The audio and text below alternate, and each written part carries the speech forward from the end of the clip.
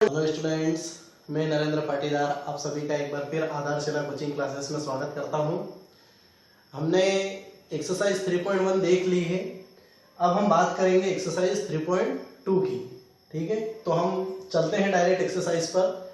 यहाँ हमारा पहला क्वेश्चन है 10 students of class 10 took part in a mathematics quiz. If the number of girls is 4 more than the number of boys, find the number of boys and girls who took part in the quiz by graphically. तो यहाँ पर question में बोला है कि एक mathematics quiz है, उसमें क्लास 10 के 10 बच्चों ने पार्टिसिपेट किया है। ठीक है, फिर एक कंडीशन दी है कि द नंबर ऑफ गर्ल्स, जो गर्ल्स हैं वो 4 more then the number of boys है ना, जो बॉयज है उनसे 4 ज्यादा, 4 गुना की बात नहीं कर रहा हूं मैं, 4 नंबर ज्यादा। ठीक है, तो हम देखेंगे यहाँ पर, स्टार्ट करते हैं इसको। Let the number of boys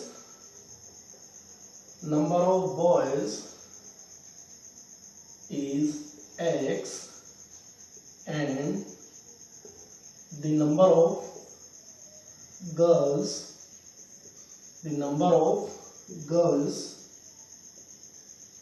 be y. Is it clear to all? देखो यहाँ पर मैंने नंबर ऑफ बॉयज को x माना है, नंबर ऑफ गर्ल्स को y माना है। पहली कंडीशन तो यही बन जाएगी कि टोटल 10 स्टूडेंट है, तो 10 स्टूडेंट है तो फर्स्ट कंडीशन हम डायरेक्ट बना देते हैं। यहाँ लिख देता हूं मैं कंडीशन फर्स्ट, है ना, condition first according to question के आधार पर जो हमारी पहली कंडीशन बनेगी वो बनेगी x plus y is equal to 10। इतना आया होगा सभी को समझ में।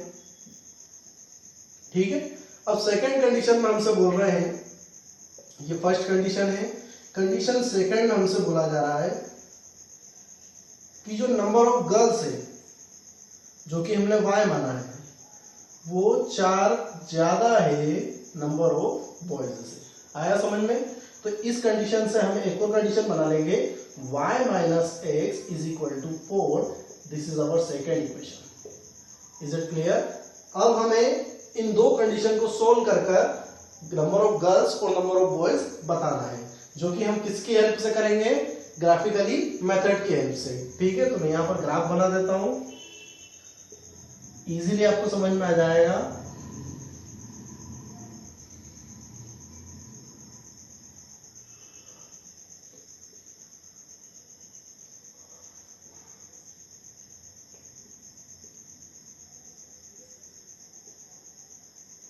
ग्राफ अगर अच्छा लगे तो इसके लिए भी एक लाइक बनता है बेटा, क्योंकि बोर्ड पर कभी भी सीधी लाइन नहीं खींचाती है। फिर भी मैं कोशिश कर रहा हूं आपके सामने यहाँ पर कि सीधी से सीधी बिल्कुल लाइन हमारी खिंचाए, ताकि आपको समझने में आसानी हो। ठीक है, 1 2 3 4 5 1 2 3 4 5 -1 -2 -3 -4 -5, ये हमने नंबर ले लिए हैं। अब हम जो मैंने आपको पहले समझा दिया है, मैं उसी के आधार पे पहली इक्वेशन लूंगा, उसके 3 सॉल्यूशन निकालूंगा, दूसरी कंडीशन लेंगे, उसके 3 सॉल्यूशंस निकालेंगे, और फिर हम किस पर, ग्राफ पर इसको प्लॉट करेंगे, जिसके आधार पे हमें एक इंटरसेक्शन पॉइंट मिलेगा। तो वो इंटरसेक्शन पॉइंट की हमारी वैल्यूज होगी नंबर ऑफ गर्ल्स की और नंबर ऑफ बॉयज की। ठीक है, तो पहले हम x और y की वैल्यू निकाल लेते हैं। सभी को पता है 3 सॉल्यूशन निकालने हमें। ये पहली इक्वेशन के निकाल रहा हूं मैं 3 सॉल्यूशन बेटा। यहाँ पर अगर हम रखेंगे x की वैल्यू 2, यहाँ 2 रखेंगे, y की 8 होगी, यहाँ 4 रखेंगे, y की 6 होगी, यहाँ पर 6 रखेंगे तो y की 4 होगी। इतना सभी को आया समझ में? ये इक्वेशन हमारी x plus y is equal to 10 के लिए है। आया समझ में? अब सेकेंड इक्वेशन हमारी ये वाली है, इसके लिए भी हम 3 सॉल्यूशन निकालेंगे, x y। देखिए, इस कंडीशन को पहले मैं ऐसे बना लेता हूं जिससे आपको आसानी हो। तो x plus 4 is equal to y, जो कंडीशन ये वाली थी मैंने उसी को वापस लिख लिया है एक बार, तो यहाँ पर आपको बहुत आसानी हो जाएगी। अगर 2 रखा तो 2 प्लस 4 6 हो गया, अगर 4 रखा 4 प्लस 4 8 हो गया। ठीक है, अगर 0 रखा तो y की वैल्यू 4 हो गई। ये आपको अच्छे से समझ में आया होगा, ठीक है। अब हम बात करते हैं इन दोनों के इंटरसेक्शन पॉइंट की। तो हम यहाँ पर पुट करेंगे वैल्यू और फिर चेक करेंगे कि कहाँ पर इन दोनों का इंटरसेक्शन पॉइंट है, जिससे हमारी x और y की वैल्यू हमें मिल जाएगी, ठीक है। तो हम 2 8 देखें, 8 बहुत ऊपर जाएगा, ये तो मिटा देता हूँ समझने के आधार पर, आपको समझना जरूरी है। 6 7 8, ठीक है, यानी कि 2 8, तो 2 तो ये रहा, 8 ये रहा, तो हमारा यहाँ पर आएगा एक पॉइंट, ये मिल गया हमें, ठीक है। सेकेंड 4 6, ये 4, ये 6, ये मिल गया आपको यहाँ पर। थर्ड पॉइंट 6 4, तो 6 ये रहा आपका और 4 ये रहा आपका, तो ये मिल गया आपको एक पॉइंट और यहाँ पर। एक स्ट्रेट लाइन हमारी ये बनी, ठीक है। अब सेकेंड की बात करते हैं, तो 2 6, पहला है 2 6, ये 2, ये 6, ये यहाँ पर पॉइंट। सेकेंड है 4 8, तो x की वैल्यू 4, तो y की वैल्यू 8, यानी कि यहीं कहीं पर, ये यहाँ पर, ठीक है। अब उसके बाद एक और कंडीशन हम देखेंगे, वो है 0 4, तो 0 4 यहाँ पर, तो हमारी लाइन ऐसी बनेगी। आया समझ में सभी को? अब आप खुद देख सकते हैं कि यहाँ पर कहाँ जा रही है वैल्यू, इंटरसेक्शन पॉइंट आपको दिख रहा है? जी हाँ, बिल्कुल दिख रहा होगा, 3 7। अब 3 किसकी वैल्यू थी? x की वैल्यू। 7 किसकी वैल्यू है? y की वैल्यू। आप चाहे तो यहाँ रख कर देख सकते हैं, अगर x की वैल्यू 3 रखता हूं तो y मुझे 7 मिल जाएगा। मिल गया? आपने जो कंडीशन रखी थी वो यही है। आया समझ में? तो number of girls is equal to 7 and number of boys is 3। आया समझ में सभी को कि नहीं आया? बहुत अच्छे से समझ में आया होगा। ग्राफ भी बहुत क्लियर दिख रहा है आपको इंटरसेक्शन पॉइंट भी दिख गया है, ठीक है। इसको राइट डाउन करें जल्दी से जल्दी फटाफट, ताकि हम नेक्स्ट क्वेश्चन की ओर चले।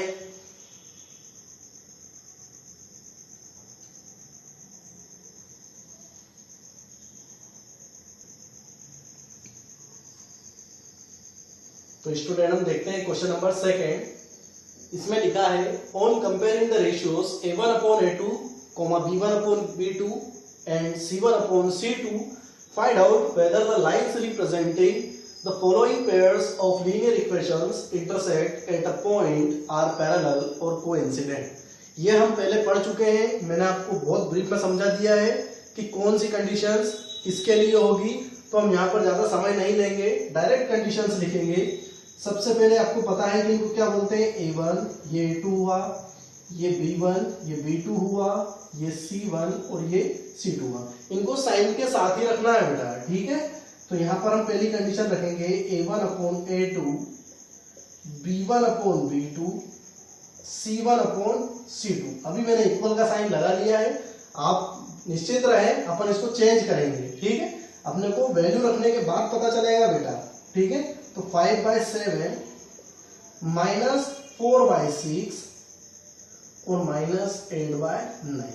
अब आप खुद समझ जाए, ना तो ये दोनों इक्वल है और ना ही ये दोनों इक्वल है, यानी कि ये तीनों ही कंडीशंस किसकी है, नॉट इक्वल की है। आया समझ में? यानी कि A1/A2 is not equal to B1/B2 is not equal to C1/C2। और ये कंडीशंस कैसी लाइन देती है, सभी को पता है, इंटरसेक्टिंग लाइन देगी। कौन सी लाइन देगी?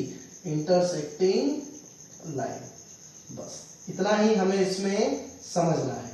सेकेंड वाला देखते हैं। सेकेंड वाले में भी रेशियो लिख लेते हैं, A1/A2, B1/B2, C1/C2। Value put up करी, A1 कितना 9/18, B1/B2 कितना 3/6, C1/C2 कितना 12/24। रेशियोज देख लें आप, 1 2 1 2 1 2। दैट मीन्स ये तो बराबर हो गए, यानी कि ये कंडीशन ऐसी ही रहेगी। आया समझ में? तो इस कंडीशंस के लिए कौन सी लाइन देखी थी हमने, तो हमने देखी थी, देखो तीनों इक्वल है बेटा, आप जल्दीबाजी में गलती ना करें, ये होगी कोइंसिडेंट लाइन। कौन सी होगी, कोइंसिडेंट लाइन। जब दोनों इक्वेशन एक जैसी हो, समान हो रेशियो में, तो वो कैसी लाइन देगी, कोइंसिडेंट लाइन। आया समझ में। थर्ड को देखते हैं, तो यहां पर भी A1/A2, B1/B2 और C1/C2 में लिख लेता हूं पहले, फिर वैल्यूज रखेंगे 6/2, -3/-1 एंड 10/9। अच्छा, माइनस से माइनस कैंसिल, 2 1 जा 2, 2 3 जा 6, ये दोनों तो इक्वल है। थर्ड वाला इक्वल है क्या, नहीं है, तो ये नॉट इक्वल का साइन। ये कंडीशन हमने किसके लिए देखी थी, तो ये देखी थी हमने पैरेलल लाइंस के लिए। किसके लिए देखी थी, पैरेलल लाइंस के लिए। आया समझ में सभी को। तो ये क्वेश्चन आपको बहुत अच्छे से समझ में आया होगा। अब हम बात करेंगे इसके बाद क्वेश्चन नंबर 3 की। जब तक आप इसको राइट डाउन कर लें,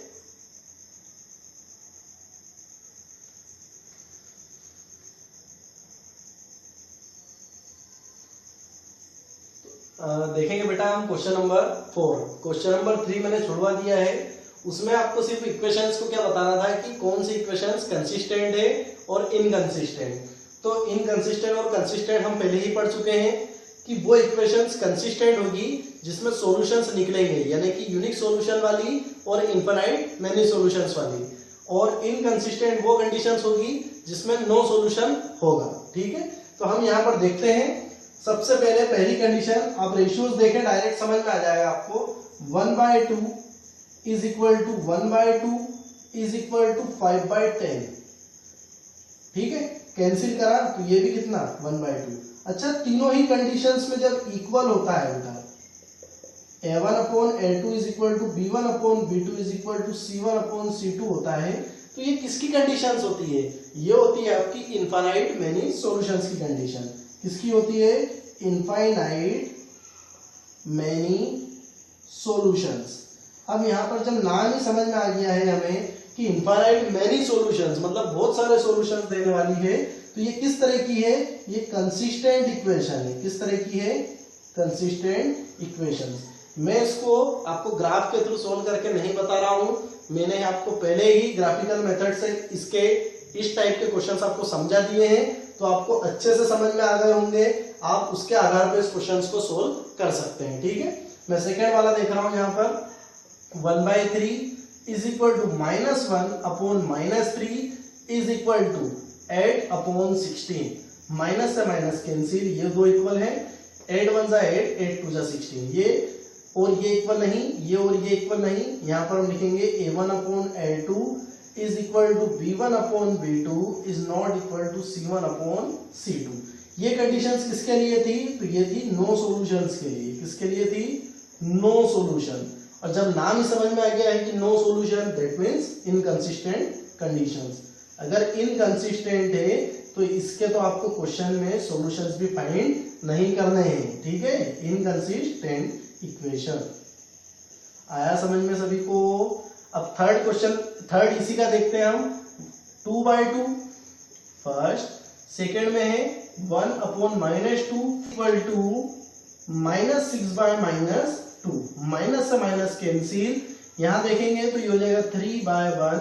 तीनों ही इक्वल नहीं है बेटा, तो तीनों ही इक्वल नहीं है, तो A1/A2 is not equal to B1/B2 is not equal to C1/C2। तो ये कैसे सॉल्यूशंस देगी, यूनिक सॉल्यूशन देगी। और जब यूनिक सॉल्यूशन कंडीशन देती है तो वो इक्वेशंस किस तरह की होती है, कंसिस्टेंट इक्वेशन होती है। किस तरह की होती है, कंसिस्टेंट इक्वेशंस कंसिस्टेंट इक्वेशंस होती है। अब हम फोर्थ वाला देखेंगे। 2/4 is equal to -2/-4 is equal to -2/-5। पहले तो हम सोल्व कर लेते हैं, माइनस से माइनस कैंसिल, ये दोनों तो इक्वल है। 2/4 इक्वल टू 2/4, ये इक्वल है क्या, नहीं है, तो नॉट इक्वल का साइन। अब कंडीशन देखते हैं। A1/A2 equal to B1/B2 is not equal to C1/C2। अगर ये कंडीशन होती है तो आप सभी को पता है कि ये किसकी कंडीशन है, ये है ये किसकी कंडीशन है, सभी को पता है, ये यूनिक सॉल्यूशन की थी, ये है आपकी नो सॉल्यूशन की कंडीशन। जब नो सॉल्यूशन की कंडीशन होती है तो इक्वेशंस किस तरह की होती है, इनकंसिस्टेंट इक्वेशंस। ये क्वेश्चन आपको बहुत अच्छे से समझ में आया होगा बेटा, इसको राइट डाउन कर लीजिए। फिर इसके आगे हम देखेंगे क्वेश्चन नंबर 5, बहुत अच्छा क्वेश्चन है, आपको इंटरेस्ट भी जाएगा वो क्वेश्चन और बहुत मजे आएंगे आपको उसमें।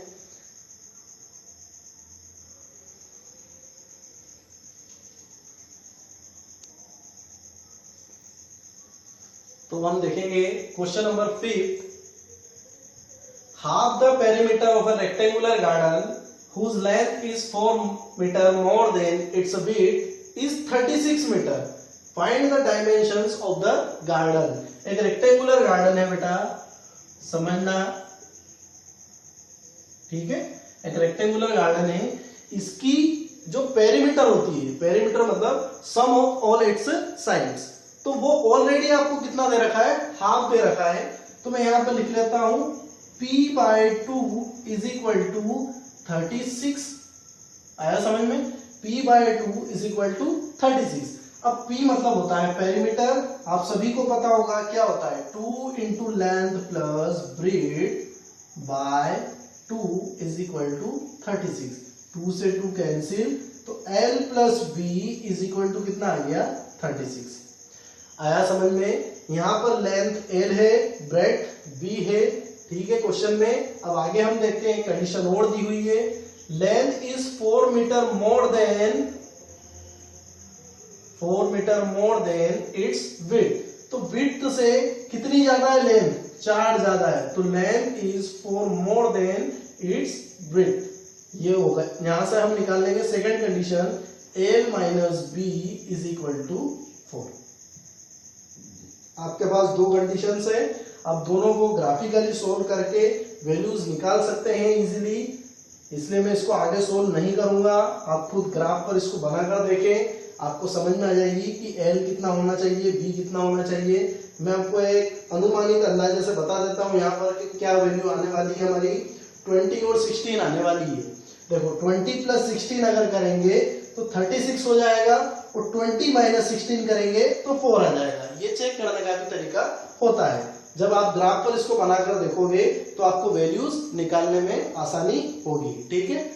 आगे हम जब कंडीशंस पढ़ेंगे और भी सॉल्व करने की इक्वेशंस को, जिसमें हम देखेंगे एलिमिनेशन मेथड, सब्स्टिट्यूशन मेथड, तो आप जब वो मेथड सीख जाएंगे तो उससे भी आप इन दोनों क्वेश्चंस को सोल्व करके देखिएगा। जो मैं वैल्यू बता रहा हूं शायद वही आएगी, है ना, अप्रोक्स वही होना चाहिए, ठीक है। तो आपको ये क्वेश्चन भी समझ में आया होगा कि क्वेश्चन में क्या कहने की बात है कि पेरीमीटर का आधा 36 मीटर है, तो पेरीमीटर का आधा कर दिया हमने, पेरीमीटर होता है 2 इंटू एल प्लस ब्रेड, उसको हाफ करा, 2 से 2 कैंसिल हो गया, तो L plus B 36 first condition बनी। सेकेंड कंडीशन आपकी बनी L minus B is equal to 4, ठीक है, ये आपको क्वेश्चंस में दे रखी थी। अब इसके बाद बात करेंगे हम क्वेश्चन नंबर 7 की। 6 में फिर आपको छुड़वा रहा हूं, क्योंकि 6 में आपको क्या करना है, एक इक्वेशन दी हुई है, उस इक्वेशन के आधार पे आपको 3 कंडीशंस अलग अलग बनानी है। इंटरसेक्टिंग लाइन के लिए अलग बनानी है, उसके बाद पैरेलल लाइन के लिए अलग बनानी है, और कोइंसिडेंट के लिए अलग बनानी है। तो आपको सभी को पता है कि इक्वेशंस कैसे बनाई जाती है। अगर a1/a2 is equal to b1/b2 is equal to c1/c2 की कंडीशन बनाना है तो इक्वेशंस के रेशियो आपको बराबर करने होंगे, ठीक है।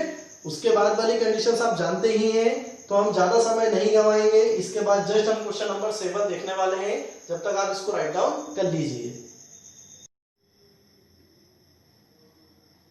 अब हम देखेंगे क्वेश्चन नंबर 7। इसमें लिखा है draw the graphs of the equations x minus y plus 1 is equal to 0 and 3x plus 2y minus 2l equal to 0। Determine the coordinate of the vertices of the triangle formed by these lines and the x axis and set the triangular reason.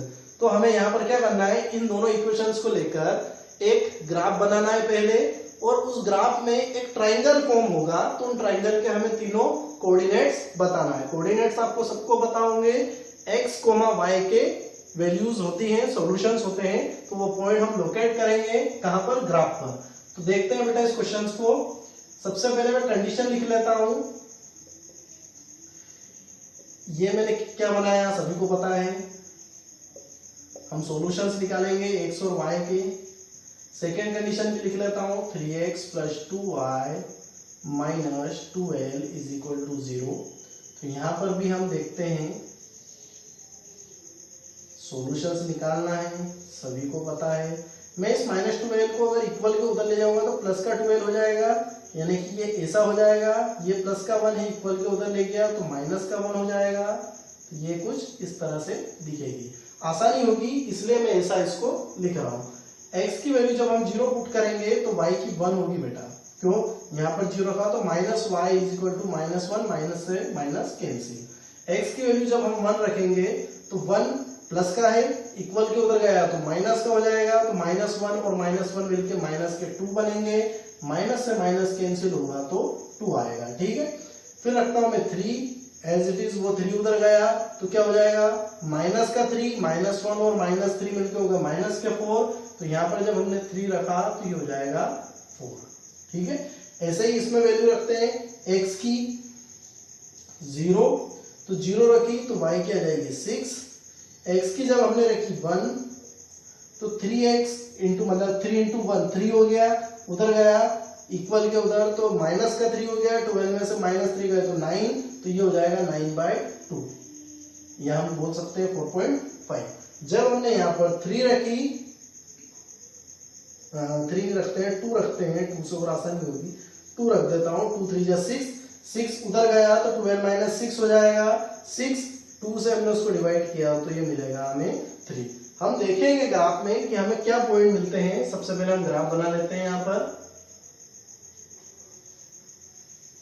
Lines में कोशिश कर रहा हूं हमेशा कि सीधी बने ताकि आपको ग्राफ समझने में आसानी हो।